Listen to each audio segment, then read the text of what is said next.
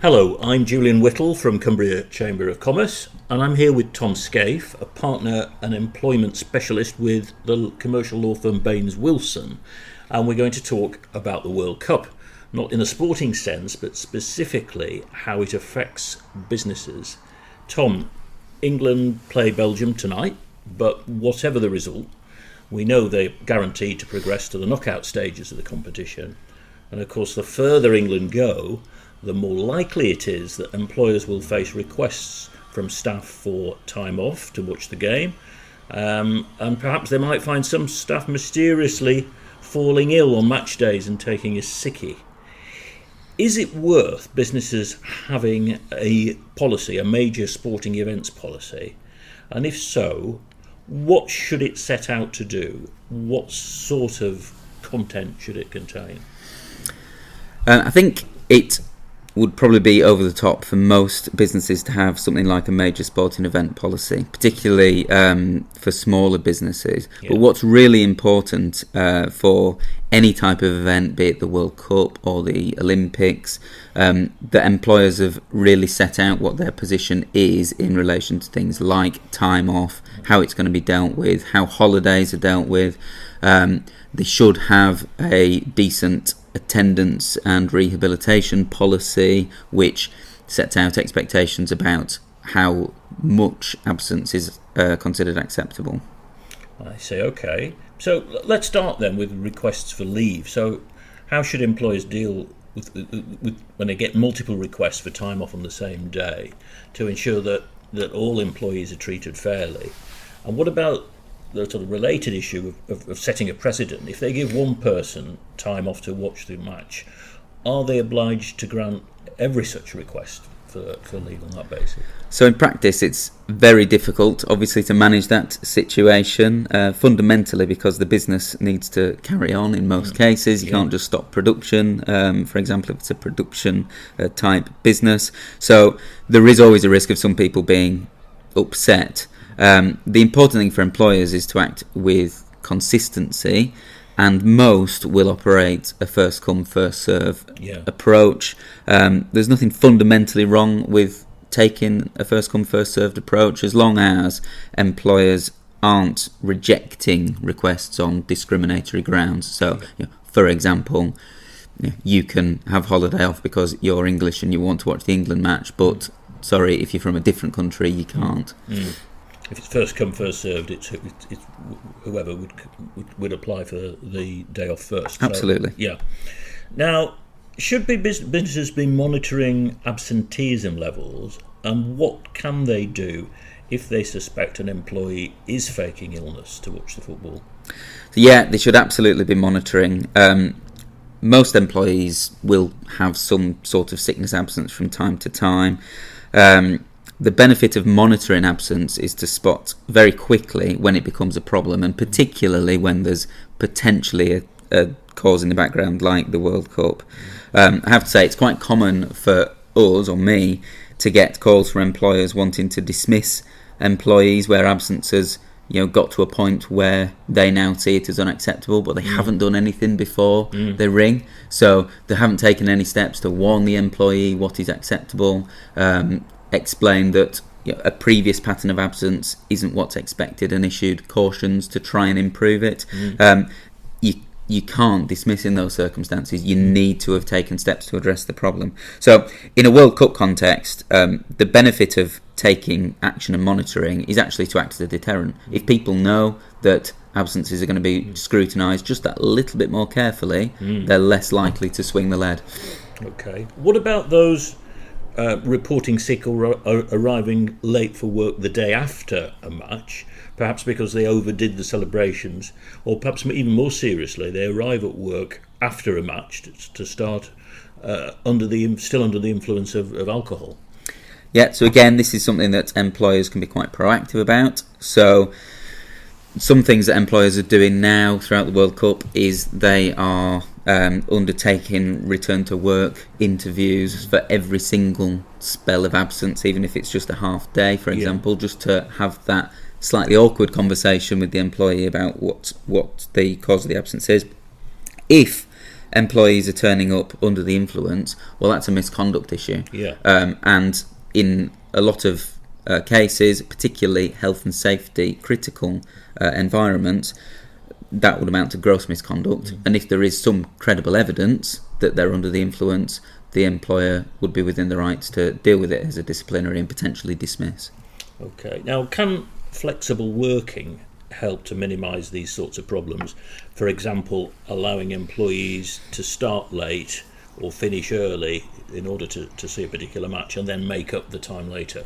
Yeah, it is. And I'm conscious that it's all been a bit doom and gloom so far, but it's also a really good opportunity for employers to generate a bit of goodwill amongst their workforce. So, yeah, if there are schemes that an employer can look to put in place, such as flexible working arrangements or potentially shift swaps amongst staff who are interested in the football versus people who aren't interested in the football, that sort of collaborative working can actually, one, generate goodwill for the employer, but also engender a sense of kind of community amongst the staff as well.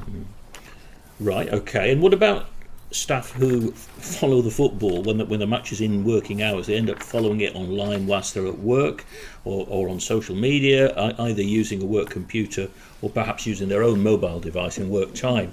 It's important, isn't it, that employees understand what is and isn't acceptable?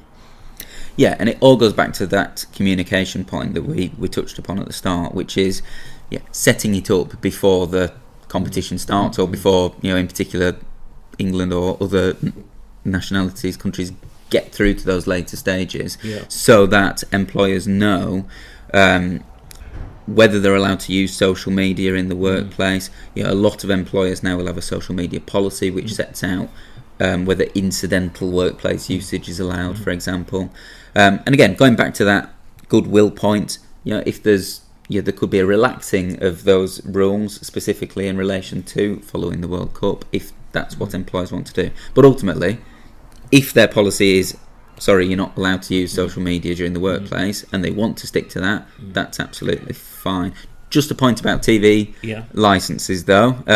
My understanding is that employees can't rely upon their own domestic licence to watch it on the internet at work. So they're streaming it on a device, Even if they're streaming it, the only way they can stream it at work is if it's on their own mobile device and it's not plugged into the wall to charge. As soon as it's plugged in, it's considered to be on the employer's premises. I didn't know that. That's an interesting one. But I suppose, to summarise, really, it's about employers being clear with employees, not just about this, but about other issues around leave and shift patterns and so on. It's about them being clear so that employees know where they stand, and if they don't breach the guidelines, rather, then they know they're facing potential disciplinary action. Yeah, absolutely. It's all about clarity and communication. So if staff have been provided and reminded what the attendance and rehabilitation policy and the holiday policies and the social media policies all say, it then becomes difficult for staff to say, I didn't know if there is a problem. And let's be honest, it's quite rare for this to manifest itself in a problem, but the longer we go on, hopefully, having success in the World Cup, and as we get through to the latter stages, the more likely it is that people will overindulge, particularly with the weather being as nice as it is, although the beer shortage might just put paid to that, but I'm sure someone will do something to fix that. Now, I've come across some businesses that really do bend over backwards to enable their staff to see England games, perhaps even allowing them to watch the match on a TV in a communal area at work. But I wondered, are there potential discrimination issues to be aware of here? Because not everybody likes football, and not everybody is English either. I mean, it's quite common, obviously, to have other nationalities. I mean, quite a few Portuguese workers in Carlisle. They're still in the competition. I think Poland have gone, but that's a potential issue. And let's not forget either that it's not just football. We've got Wimbledon fortnight starting on Monday and coinciding actually exactly with the final 2 weeks of the World Cup. You might have Scottish employees who want to watch Andy Murray and think, well, if the English football fans are allowed to watch the game, why shouldn't I be allowed to watch the tennis at work? So they might feel aggrieved if they perceive football fans, or specifically England fans, are getting special treatment.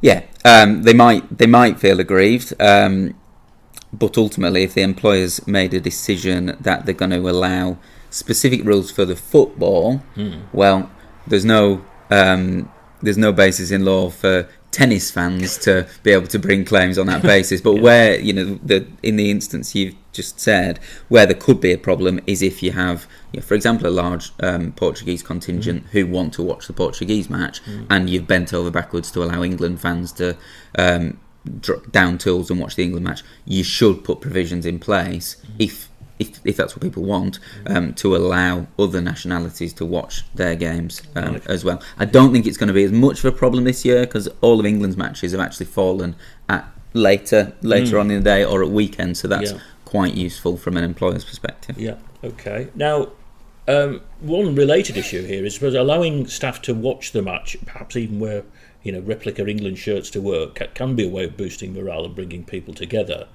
But how should employers handle workplace banter between England fans and maybe staff of other nationalities to prevent it getting out of hand? So employment lawyers don't like the word banter because the line between banter and claims in an employment tribunal for harassment and discrimination seems to get thinner and thinner. It's very easy for banter to get out of hand. That's the reality. And workplaces, they're not a vacuum, and employment tribunals, for example, they know that. But if somebody reasonably takes offence at banter that is being meted out to them on the grounds of their nationality or their ethnic origin, that actually can amount to harassment under the Equality Act 2010, which is a form of discrimination. So it is really important, again, for employers to have set the ground rules. So most will have an equal opportunities policy or similar, and doing something to communicate that at this stage would be sensible. But otherwise, it's about taking action. And sometimes it might just be informally having a word to say, look, you need to cut that out. If actually somebody raises a grievance and alleges that they've been subjected to harassment on the basis of the nationality because banter's got out of hand, well, the employer's going to have to deal with it, and that might result in disciplinary action. Okay. Thanks very much, Tom. Here's hoping for another England win tonight. Yeah, absolutely. Thanks, Julian.